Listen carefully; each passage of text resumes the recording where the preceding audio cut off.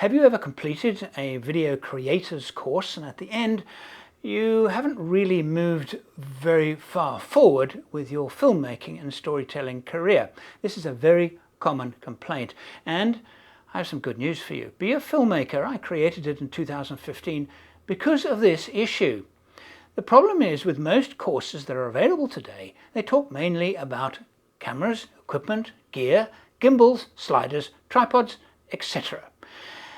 And those who complete the course come away as quite proficient camera operators, but they're not good storytellers. There are a lot of hyena around. Na na na na.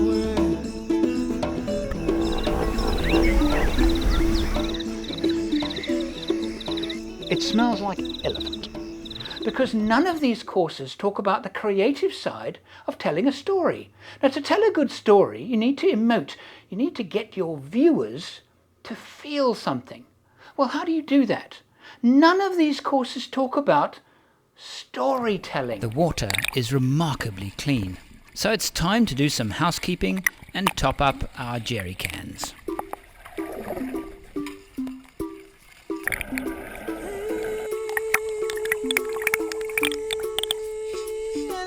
They just talk about technical stuff, and that's where Be a Filmmaker is coming to your rescue. At the moment, all 6 courses that include all aspects of storytelling, some technical but mostly creative, are now available at a 70% discount. If you're frustrated because you're not moving forward with your filmmaking and storytelling career, this is the best thing that you've heard today. This week, maybe ever. Just look at the testimonials on our website. That's beafilmmaker.com. This piece of contextual storytelling I think is very useful for those of us on our own, filming, vlogging and capturing stories, but we're the only one really doing most of the work. And it often happens like that with myself. This particular story happened was again Paul. You've seen him in the previous lesson, previous video. As part of our low impact camp, we even put our bedrolls on the track itself. We had wild camped. We decided not to set up tents or anything. We would lie on the desert floor. And if you've never done that, it's such an amazing experience in the African, well, any desert really, and just lie under the stars on the ground. On the ground, not on a roof tent, on the ground. There's a connection with, anyway, I digress. I wake up, now I've got the camera next to me because I know that something could happen in the middle of the night.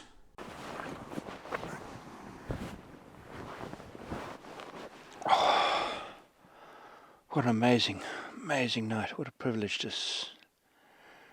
sleep under the stars. And I would either want to record the sound or, if it was light enough, roll camera. So I have the camera in a waterproof container bag next to my bed on the ground, ready for me to just pull it out, turn it on and shoot. So I did a little piece to camera about the Southern Cross. It was really early, so I literally just set up the camera. I literally just set up the camera like this and pointed it at myself and started talking. It doesn't get better than this.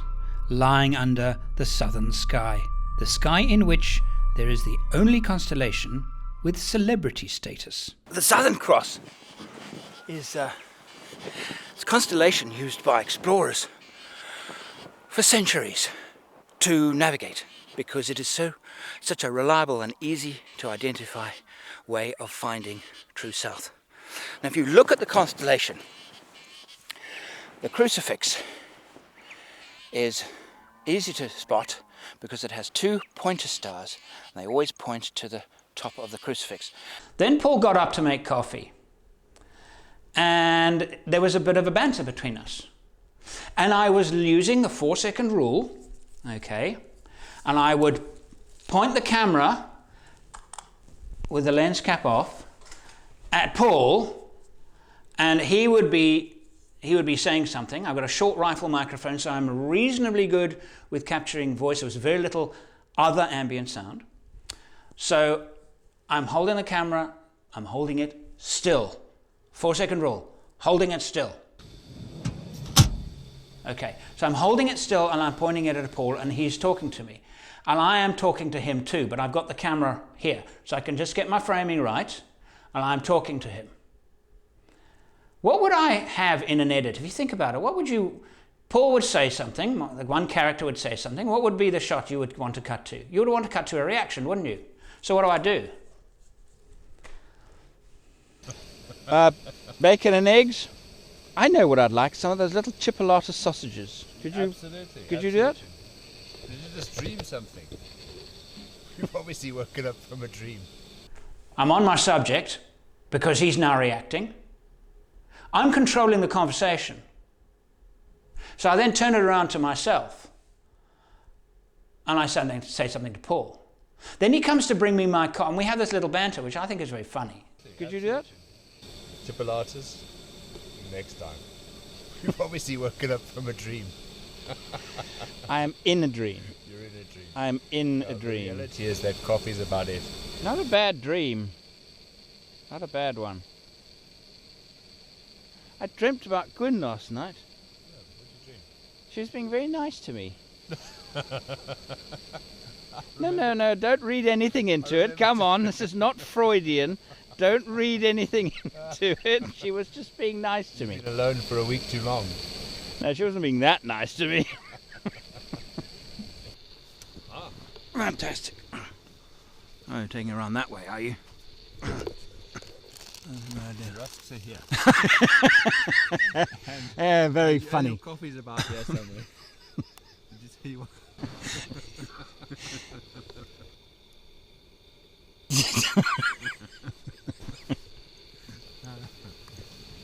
Genuine.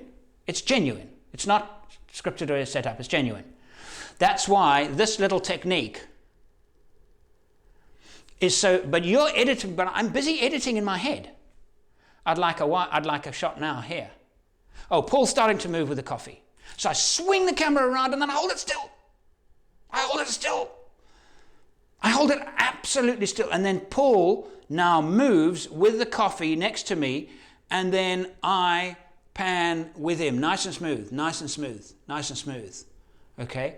And he does his little thing about putting it far away from me. I swung the camera around and I pointed at myself.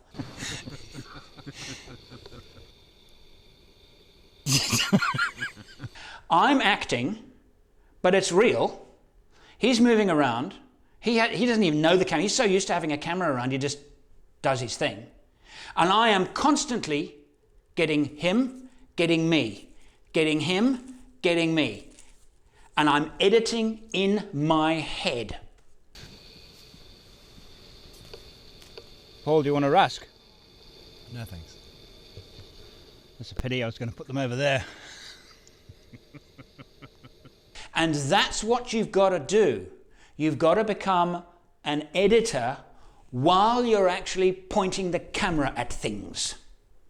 Construct your story. Gee, a wide shot would be good right here.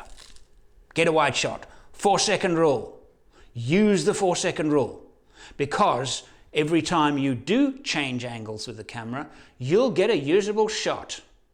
If you don't use the 4-second rule, you will think that it's been running for 4 seconds, and it's probably not. It's very common to shoot a shot that is far too short, and that's difficult to use. So minimum 4 seconds. Remember, it's a minimum 4 seconds, not maximum, and not every shot has to be 4 seconds. That's the minimum. Okay, it's important that I reiterate that because it's sometimes confusing people. Oh, it has to be a 4-second shot. No, it doesn't. Don't let it be less than 4 seconds, is what I'm saying. And keep the camera still is so important. If the subject is moving, then fine pan or tilt with the subject. Otherwise, the camera is absolutely still. All right, I think it makes an absolutely lovely little sequence. Many of you may be thinking, how can you lie so exposed to wild animals. Well, it's actually a cattle area. Donkeys, saw a lot of donkeys, cows.